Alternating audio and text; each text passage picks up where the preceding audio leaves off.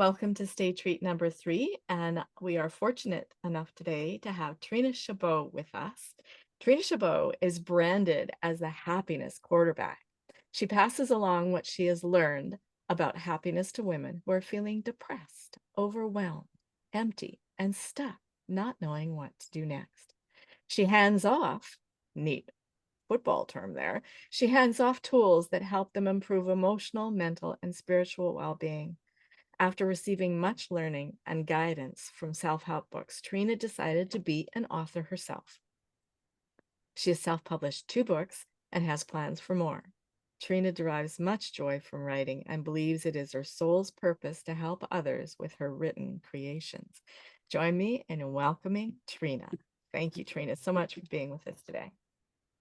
Thank you very much. So just keep in mind when I do this presentation that I am a teacher, so it's going to be kind of teachy, but I also created a PowerPoint just because I had so much to say I needed to organize it for you. So I'm going to share that now.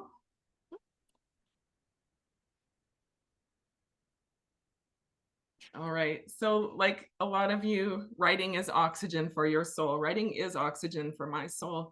And that really became apparent to me this year when I had shifted away from writing and doing some other stuff with my women's group and found myself sitting in my chair depressed. And I knew that I needed to write because that is what I'm on earth to do.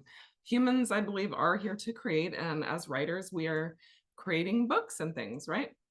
My passion, that is my passion, creating books and making sure that they help others would be my purpose in life. So these are my 2 books. This one was 7 years ago. People call it a brick. Some people said it could have been 2 books. Excuse me. We can talk more about that later. So this one I had a lot of help with. This is my recent one that I did everything myself with. And I'll chat more about that and tell you my journey. All right. So getting started in writing, you're being nudged. You know that you have a book in you. Something's telling you you want to write a book, but you don't know what it's going to be about. Maybe you're just going to use a book to promote your business. So I felt I always wanted to write a book. I had an opportunity to work on a textbook. I said, no, I don't want it to be something I don't care about. I'm going to write what I care about. So decide to write. That is the first step in the journey, right? And you don't have to tell anyone. You can just do it for yourself for now, because maybe you don't want people saying, how's it going? How's the writing coming along? What are you writing about? When you're really not sure how it's coming along or what you want to write about. Okay, so keep it to yourself, perhaps. Or if you want accountability, maybe tell a few people. The next step is decide what to write about. Will it be your memoir? Will it be your story? Will it be a trending topic? Will it be something that's helpful to people? For me, it was all of those things. So this was a trending topic about stress in the workplace. And it was actually the beginning of my soul's journey because I talked about knowing yourself better and relating to other people more. So I was really working through all that stuff at the same time that I was writing it. This book became part of my, so nothing personal about me in this book. This book, I share my story, just part of it that helped me relay the messages and the inner game formula for happiness. And I had talked to someone about their book and they said, oh, I have a formula for this and that. And I'm like, a formula, that's what I'm going to do. And this book was actually a PowerPoint presentation first, Happy Starting Today, that used the inner game formula for happiness. And I looked at it one day and I said, that would make a great book. And here it is. And I think it's pretty good. So, so what are you going to write about? Next is make time to write. So I was working full time when I started writing. So I had to be very disciplined, go to work, get home, give myself 1 hour for supper and Dr. Phil, and then get to the writing. And I would sit there and write and write and write for 2 or 3 hours a night. And, that was the beginning of how the book got done, but I really had to take that time just to get into it. So starting writing, one decision I had to make is, am I going to use Canadian English or American English? Will I put the U in color and then be consistent with that. And I chose not to be a Canadian in my writing because I was going to be famous and worldwide. So anyway, that's the decision I made, but then I had to double check that I stuck with that. Some people compose at the keyboard. They just sit down and they start writing and something amazing comes out. That's not me at all. I had to use that PowerPoint. I had to use an outline for the first book. So this one, I just thought, okay, what do I want people to know and what does the outline look like? And then I just started filling in the outline. And that's really how I write, is just that bigger vision and then plug away at the pieces. One thing I would suggest at this point when you start writing is to decide what size the book is going to be, and then format your Word document, get your margins in there, get your header footer in there, table of contents, write that first page of copyright so that it looks like a book and you know that you are writing a book. You're not just writing something to throw away, or that you are actually physically working on a book. So look at the decision, like, how did I decide one is big, one is small? I just kind of looked at my books on my shelf and said, you know what, I kind of like this size. And this would maybe fit in a purse a little bit better than this one. And when people called this a paperweight, I'm like, okay, well, I'll make the next one smaller. So I took a little feedback there. All right. The next thing is change your mind. How's it going? Are you still committed to writing what you said you're going to write about? Before I wrote my first book, I was actually working on a wealthy barber kind of book. And because I thought I was going to work with my husband in the financial services industry, and this would be great to promote us. And then I quickly felt like a fraud. Like, what do I know about finances? I haven't been working in that industry. What am I thinking? So after a month of writing, I scrapped it and said, okay, what kind of work do I need to do for myself and what will I write about? So don't feel bad about making that switch because you don't know until you get started.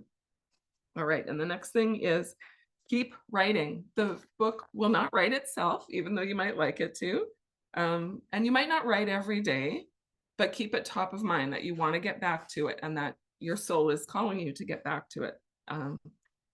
Sometimes writing doesn't come easily, so put it on the back burner. Don't worry about it because something in your life will give you a clue as to what you need to write next. And then you may have to shift the way it's organized, but that's okay. Just keep pouring out. Oops. And so Dory would say, just keep writing, just keep writing. What do? We write, write, write. All right. See, it would be fun to be in my classroom, right? All right. And so involving others, now is the time to make the decision, right? You're writing, you've started. Okay, this is going to be a book. What does that look like? Well, in Canada, you don't have to pay for an ISBN. You can just get it yourself. And I just got one, not thinking ahead to, well, maybe I'm going to have a whole stack of books. So I went back and I got a block of 10 numbers. So I don't have to, so they're there for me waiting for the next one and the next one and the next one. And then you can also submit your book to the National Library. And that's really cool to have your book in an archive. After you're gone, your book lives on. I thought it was cool. So I sent a couple copies in. Okay. Do you desire bestseller status? So I can't do that by myself. I don't know enough people to get them to buy my book on a specific day, which would be the ebook version. If I wanted bestseller status, I would need to hire a company to do that. And so this would be a point where you would need to get someone else involved. And I've talked to publishers and they say they can get involved in as much as you want. If you don't want them to edit, you don't want them to do the cover or that, you just want them to promote your book and get you bestseller status, they can work with you on only that portion. So I decided that that wasn't important to me. I was just going to use my book to promote my work to people I know. And so I didn't worry about that. That wasn't a thing when I wrote my first book, a thing that I knew of, but for the second book, I made a conscious decision that that wasn't important to me. Do you need opinions on the title? So maybe you don't have a title at this point. Maybe you're writing and you have a few working titles and you want someone to give you some feedback on that. Maybe it's too close to another book. Maybe you want it closer to another book and something that's attractive. So think about maybe getting some marketing advice on that, or just getting some friends to give you opinions. right? But people who know about books and know what would be good advice to give you. Do you need help with the cover? I spent $500 to get this cover done. The logo for my business and the cover. I'm like, that's a lot of books you have to sell to get the $500 back. So for my second book, I thought, you know what? I know enough about desktop publishing. I can put this together. So in the self-publishing thing in Amazon, it gives you the dimensions of the book and the spine and everything. And I use Microsoft Publisher to set it up. And I'm happy enough with it. I saw this in glossy version. I didn't like it, so I switched it to matte. Some people said to me, oh, you're not supposed to have your picture on the front of the book. It's supposed to be on the back of the book. And I'm like, too bad for you. I'm putting it on the front. I want it on the front, for whatever reason. I just thought, I'm going to do what I want to do. And then for the back, I used Chat GPT to rewrite my description. That's the only thing I used AI for, was the description. And when it came out for me, I'm just like, yeah, that actually sounds a lot better than what I was going to say, a little more marketing kind of language. So I really like that. And then I didn't really do a logo either on this one. I just did a title. The only thing is, without fancy software for creating color, my color of the book sometimes changes with Amazon because I haven't packaged it properly, because I don't have Adobe and I don't know how to do that. So I have to be okay with the quality not always coming out the same. Again, I really don't care. Who can I trust to read my draft? I feel this is really important for two reasons. One is that you need a cheerleader to keep you going, because at this point, it's still a lot of work after this. So find someone you know in your family who's an avid reader who can give you some feedback. Maybe you've got some friends who used to be in publishing or write scientific papers or something, who can give it a read and let you know what they think. So you're not going to put it out there to everyone, but I had a friend who used to be a publishing editor, one who does research papers for cancer research, another one who's reading a different self-help book every day of the week. So those are the people that I asked for help. And then editing yourself. Can you do a 3-pass edit? So I don't even remember what the 3-pass edit is. So it's like structure, grammar, flow, those kinds of things, right? Does it make sense? So that's a lot of going through the same document. And do you feel confident that you can catch all of the mistakes or make it better? Or should you pay for editing? So my friend who does the cancer research did the editing for me. I think she went through 3 times. And I paid her $1,000 to do that for this book. Was it worth it? Well, she actually taught me a lot about writing, and the things that she caught were things I would have never known to catch. Usually prepositions I have a hard time with. So she made me sound a little bit more intelligent than I did at first. And I learned enough about going through her changes that I feel I did a better job in this book. And my mother even said, wow, your writing has improved. To which I said, thanks, Mom, you always just know what to say. Like, was it that bad the first time? All right. So thinking of involving others, do you need to adjust your mindset as you move forward, to accept help from people, to admit that you don't know everything, to go through the vulnerability of people reading what you've written and then talking about it after? It can be a lot to take. So as you move into this space, really prepare yourself to keep an open mind about that. All right. And the other thing is, this is not the time to quit your day job, even though you think, boy, I could finish this book if I just kept writing and didn't have to go to work. Well, just remember that it might take a long time for your book to make money, so that might not be the best decision. All right. Okay. And so if you're self-publishing, now would be the time where, okay, I'm moving forward with this book. I can start setting it up on Amazon. So that's kdp.amazon.com, and you just use your regular Amazon login for that. And then you start, there's like 3 pages of information there, and you just start to fill it in. So it really starts to feel real. You put your ISBN in there, you put a working description that you can change later, you put a title, you make some decisions about the size of your book and whether you're using white paper or off-white paper, like not newsprint, but you know what I mean? And and so you feel like this is really happening because you're starting to do that. Okay, so Dory says, just keep going, just keep going. What do? We go, go, go, because I think a lot of people probably get stuck and overwhelmed at this point. And they're like, well, what was I thinking anyway? And I don't have time for this. So it takes a lot of work, right? It's not just the writing, but it's all the editing and everything that you have to do. Okay, so accepting, sorry, yeah, accepting feedback. So now it's ready for a read. So you have written the whole thing, you've gone over it once, you're ready to print the draft. And I believe you have to edit on paper, or there's no way I could catch all the things on the computer. So even if it's 300 pages, I have to print it.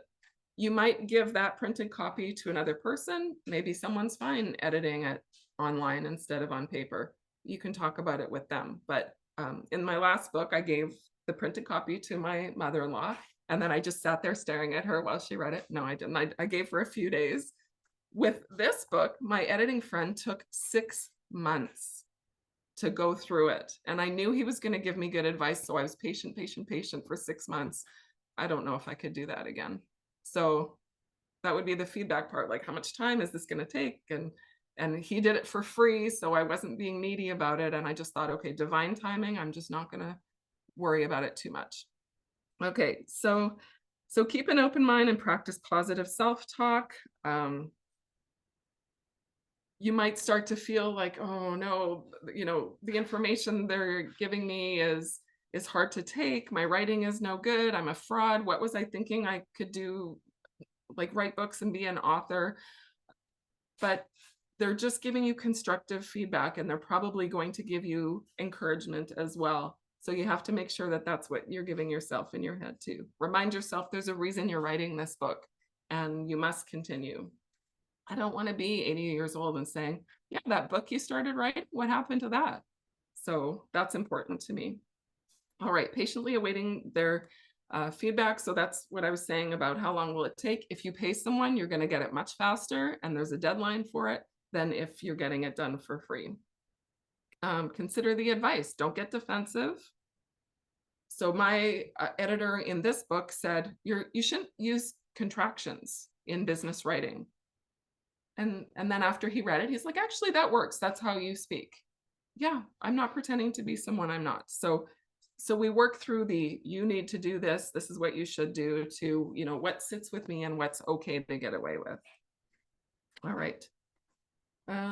So choose what's in alignment for you. So you don't have to accept all of the changes. However, if you're working with a publisher and you've passed it off to them and they're doing their thing with it to get it ready for market, I guess maybe you do have to just live with what they suggest. I'm a little bit more controlling than that, and I want to have a say in what's in my book because it represents me. So I need to go through every single change and decide if I'm going to accept the suggestions or not. And just think about what flows. Typically in my books, there's been like the flow isn't there. I know something in my mind and I'm taking something for granted, but the reader is like, okay, I don't understand this because you didn't lead up to it properly or you didn't bridge those two ideas. So it's good to get that feedback from people. At this time, you have to recommit to finishing, like, okay, I got to make all these changes. I'm going to have to go through more edits and put this thing together. Am I still doing this? And if it's putting more money into it, am I willing to pay money to do this? This thing costs me nothing but time. So it's possible to do that too. Okay, but you might just have to stop second guessing yourself and recommit to finishing. Next, make edits and adjustments. It is so tedious. When people ask me what is the hardest part of writing a book, I say finishing the book is the hardest part. You have to read that thing over and over and over again, and you're making physical adjustments of things on pages, but also adjustments to the paragraphs and the sentences, and like take lots of breaks during that, but keep doing it because that's important for everything to flow and for your message to get across. You could keep a backup copy and then have a working copy, and just in case you don't like the changes, you have something to go back to. Sit with those changes, ask your higher power, what do people need to know? What should I be sharing about myself? And I believe growth is what we should be sharing about ourselves, right? I could write a book about how much I hate my ex-husband and all the things he did to me, but I need to write a book about what did I learn from that situation? And that, because that's what I want other people to know, is what to learn. Anyway, that's just an aside. So you have to prepare for another full read. So after you think you're done, you've got to read it again. It's crazy. So what do? We just keep finishing, just keep finishing. What do? We finish, finish, finish. It is quite the process. All right. So edit the content and the grammar, knowing that all books have a typo. Almost all. There are probably some that don't. Even ones that have gone through publishers, I can find a typo in. So don't be such a perfectionist that you can never move past this stage. Um, find as many as you can. I paid $1,000 and there were 6 typos in the printed version. And I don't know, I can't find my own mistakes anymore. So I don't know, there was probably one in there. And you can fix that later, right? As long as it hasn't been printed, but print on demand, you can fix it. So don't worry so much about it. At this point, you can start thinking about your launch. Now you can let everyone know your book is coming. You can go through and check the formatting on each page. So just a sec. Again, just before you load, this is before you're loading it up into Amazon, check the formatting, refresh the table of contents. Are you going to do an index? I spent a lot of time doing an index in this book. Do people even care? Right? It's like, oh, talking about competition on page 172. It's not a textbook. I don't know why I did that. It was a lot of wasted time. So now you're ready, you're happy with it. You can load in your manuscript. You can load in the cover. If someone else did it, it's going to be ready to go. You just load it in. View that in your previewer. There still might be mistakes. And then order a draft copy, and it will have draft not for sale across it. So that's kind of sad, because this is the first time you get your book, your baby, and then you look at it and you're like, oh, that's kind of ugly with that thing across there. That will disappear later. So don't let that bother you. And they started doing that, I guess, because people were selling the books, but that's too bad. So savor that moment. When that first copy comes in, there will be mistakes in it. There will be so many things to fix, but don't let that take away that moment for you.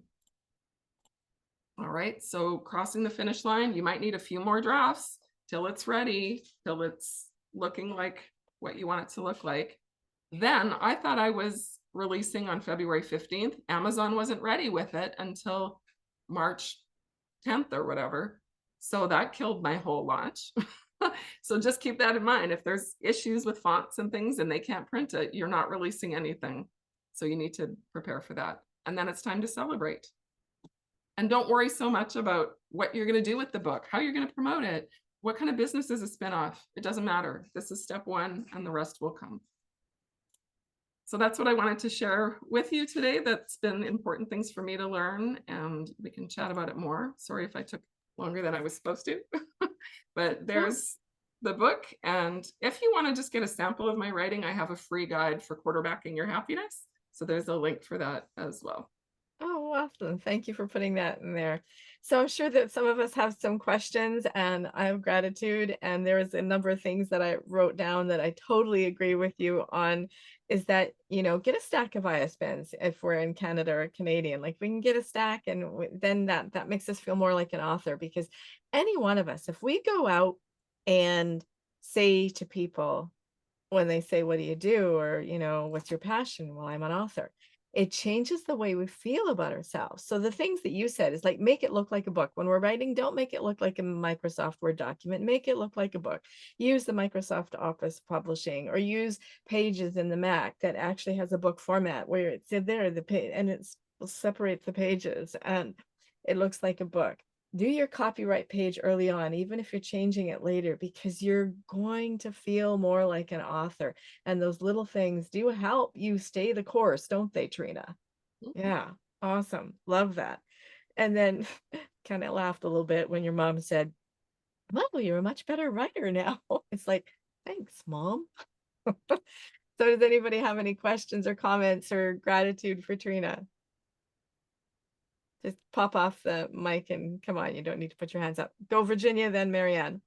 Yeah, I absolutely love this wonderful, uh, succinct outline. You didn't embellish it too much, and I like that. But you also gave us some little highlights and tidbits, and I like that. But I love the outline. It was awesome. I can follow it. Good. Thank you, Virginia. Awesome. Marianne, go ahead. Yes, I echo what Virginia just said and what Dorothy wrote. Very engaging and so easy to follow. So, like Virginia said, succinct, simple, and just powerful, though. Wonderful presentation. Thank you so much. Great information. And congratulations. Thank you.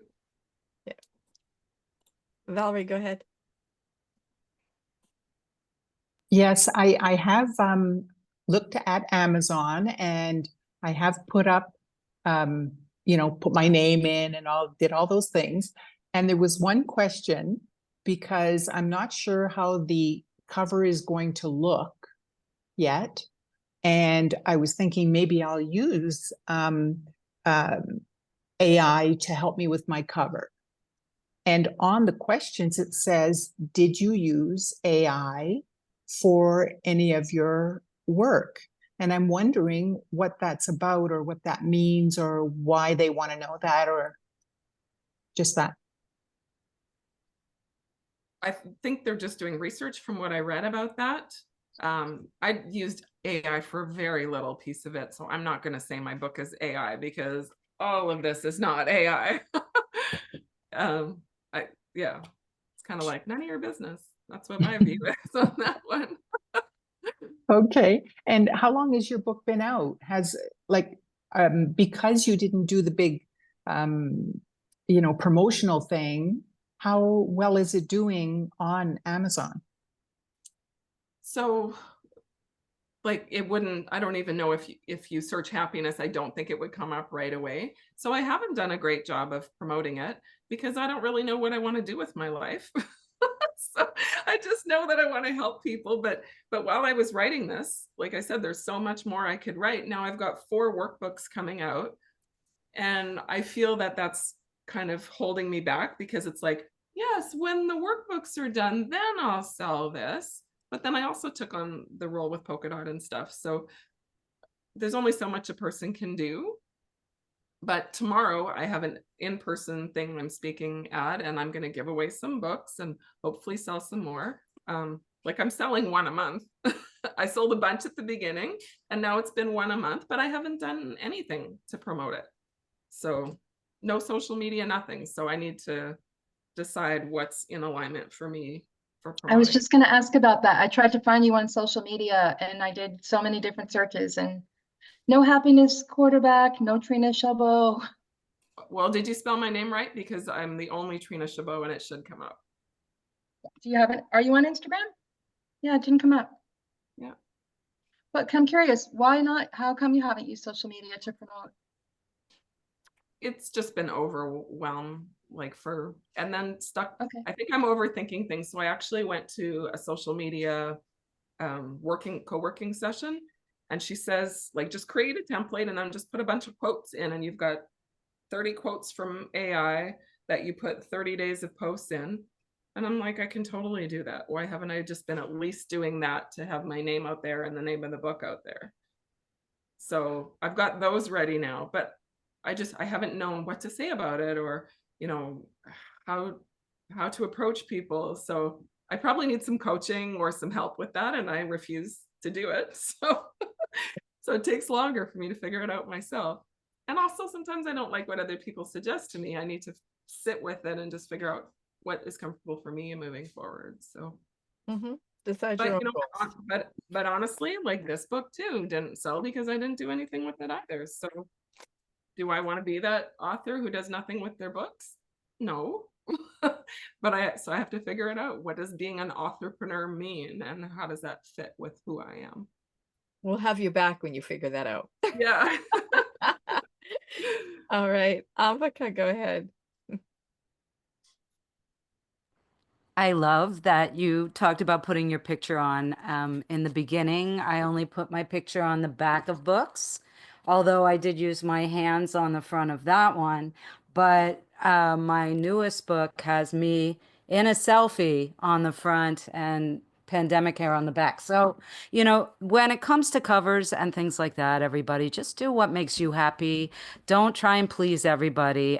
Everybody's going to give you different opinions. And the answer to I totally agree with you, Treena. Don't tell people you're writing a book. That will just dig into places in your heart you don't want people going, or you dwelling at 3 a.m. So I started wearing t-shirts that said "Write on," WRITE. I didn't wear mine today. I'll wear it tomorrow. Hopefully I'll be here tomorrow.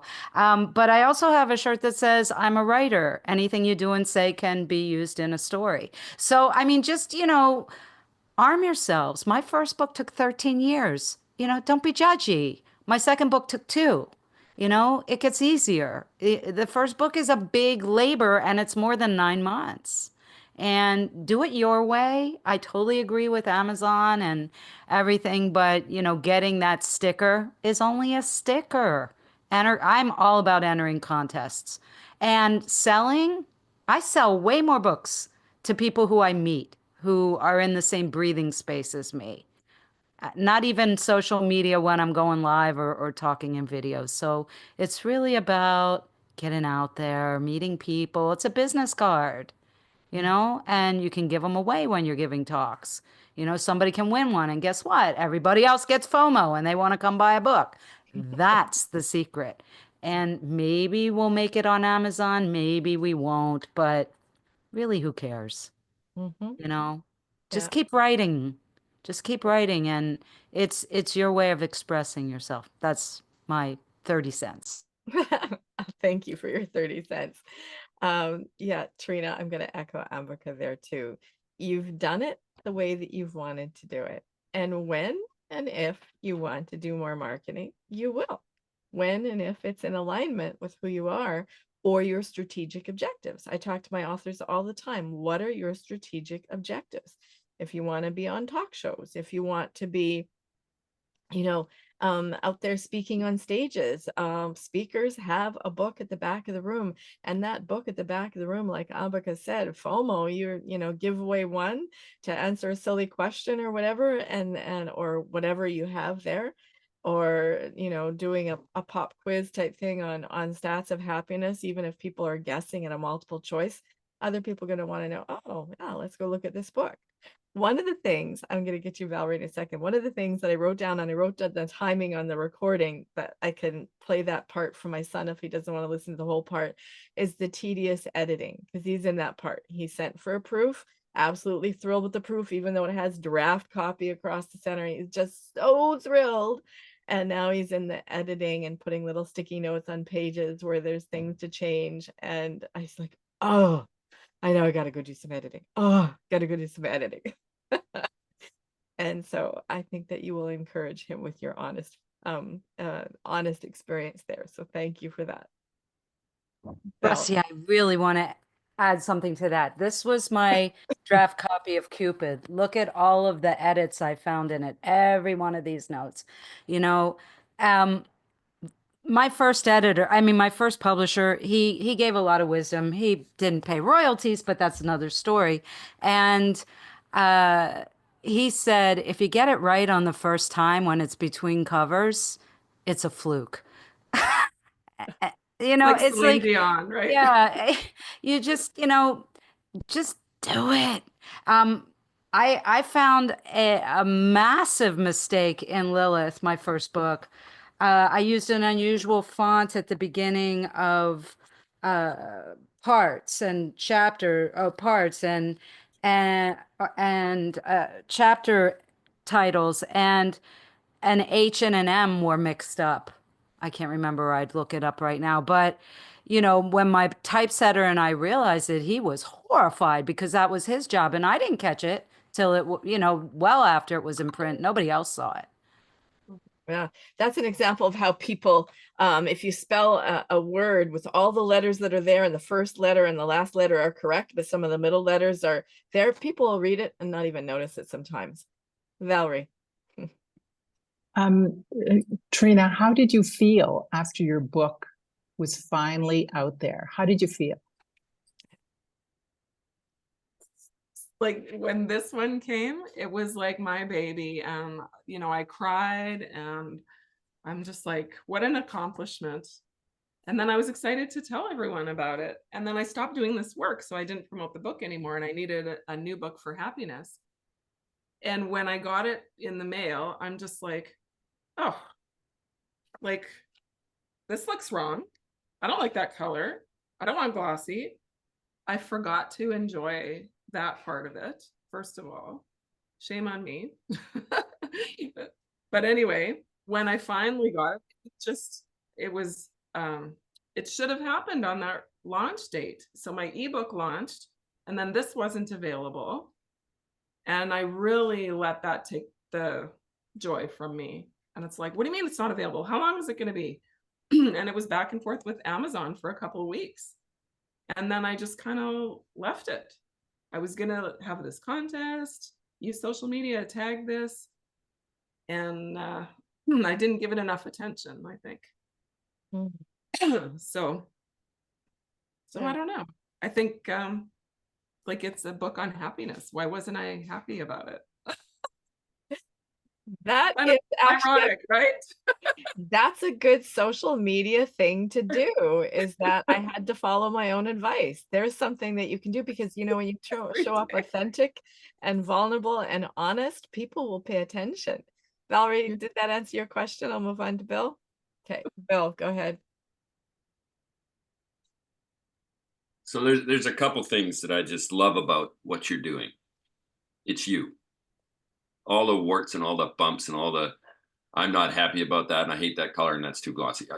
To me, that's what we're up to in whatever we're doing. I don't care if you're building houses or renovating or you're buying new cars. That's kind of like what goes on in our lives. I think there's something that's happening in the publishing business, and this is my own both journey. I've written a bunch of books.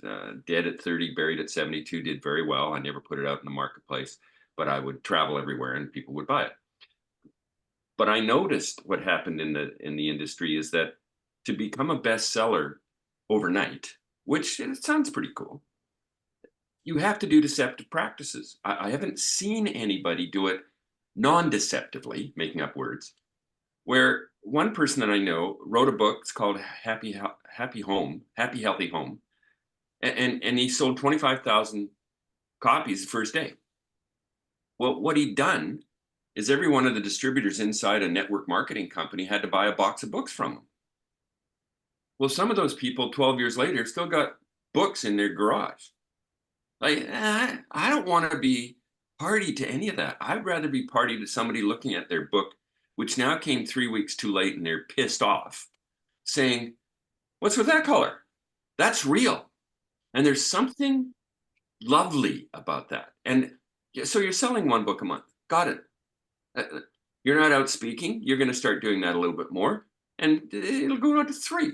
Like, but there is a place where you're enjoying it and annoying it all the way through, because that's what it's like. I mean, if you've got kids, yes, you think they're marvelous, and many times you'd like to put them in formaldehyde till they're 25. I totally understand that that's what real life is about. That's the coolest part. And I think there's a coolness about it there. And it doesn't load it into the way the world sees success or any of that shit. And I think so much of that is so fake. When I look at all the things that people are doing to write their books to the certain level, I think putting them out and doing what you can and talking to people, you can't beat that.